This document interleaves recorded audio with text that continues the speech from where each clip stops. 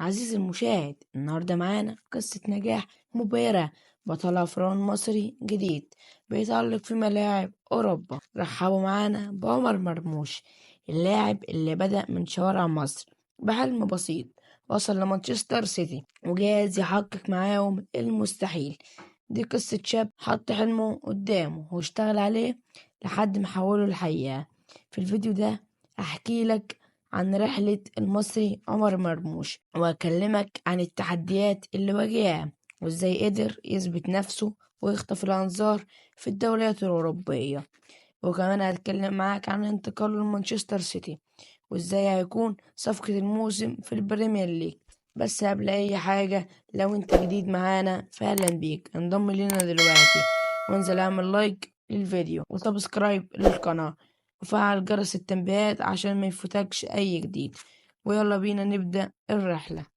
رحلتنا بتبدأ من مصر في 7 فبراير 1999، يوم ميلاد عمر خالد محمد مرموش. رحلتنا بتبدأ من مصر في 7 فبراير 1999، يوم ميلاد عمر خالد محمد مرموش. طفل زي أي طفل مصري بيتولد ومعاه حب كرة القدم، وعلى عكس أغلب لعيبة الكورة اللي بيكونوا من طبقات بسيطة. لا يا صديقي، مرموش اتولد في حي المعادي، وده من الأحياء الراقية في القاهرة وفي مصر عموما. وتعلم في مدرسة انترناشونال، وبدأ مسيرته الكروية في أكاديمية نادي أرسنال اللي كانت موجودة بمصر وقتها. وبعد سنتين انضم لنادي وادي دجلة، وهناك قدم أداء رهيب وكان نجم قطاع الناشئين بلا منازع. كان فريق وادي دجلة في الناشئين وبيتقال عليه فريق عمر مرموش، وده يوريك قد ايه كان مكسر الدنيا وقتها. وطبقا لكلام كابتن أحمد حسام ميدو، هو اللي اكتشفه وصعده للفريق الأول، لكنه في الحقيقة ما كانش أول مدرب يدفع بيه في الفريق الأول، لأن المدرب الفرنسي باتريس كارتينوم هو اللي عمل كده. وده كان بناء على توجيهات علي أبو جريشة اللي أخد كارتينوم من إيده فرجه على مرموش في ماتش الأهلي ضد وادي دجلة، واللي انتهى 3-3، وسجل أهداف وادي دجلة بالكامل عمر مرموش.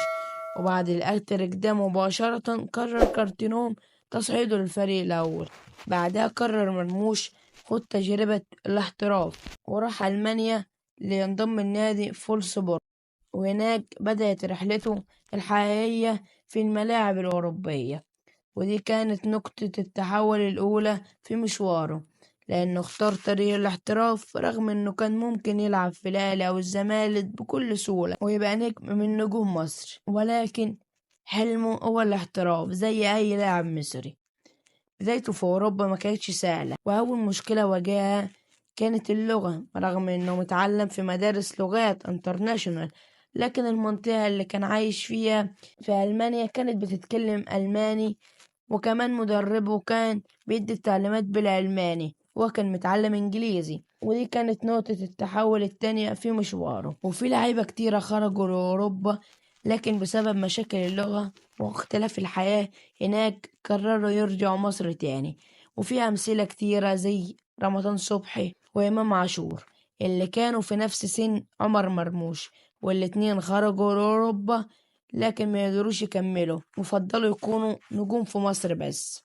لكن مرموش كان مختلف وقرر يكمل طريقه في الاحتراف. وبعد ما تألق مع نادي فولفسبورغ خرج إعارة لنادي سان بول قبل ما ينتقل مجانا لنادي أينتراخت فرانكفورت في صيف 2023، وهناك قدم مستويات عالمية لحد ما لفت أنظار كبار أوروبا.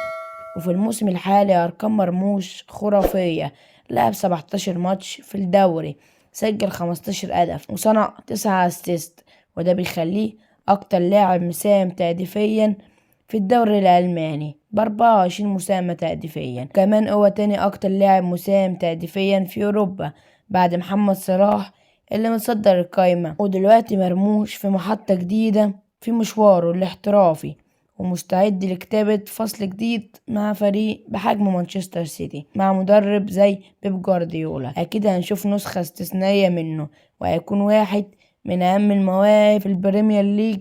وافتكروا كلامي، مرموش هيكون مفاجأة السيتي في الفترة الجاية. وبس كده يا برنس، دي كانت كل حاجة في حلقتنا النهاردة. قولي رأيك في الكومنتات، وما تنساش تعمل لايك للفيديو وسبسكرايب للقناة وتفعل جرس التنبيهات عشان يوصلك كل جديد. سلام.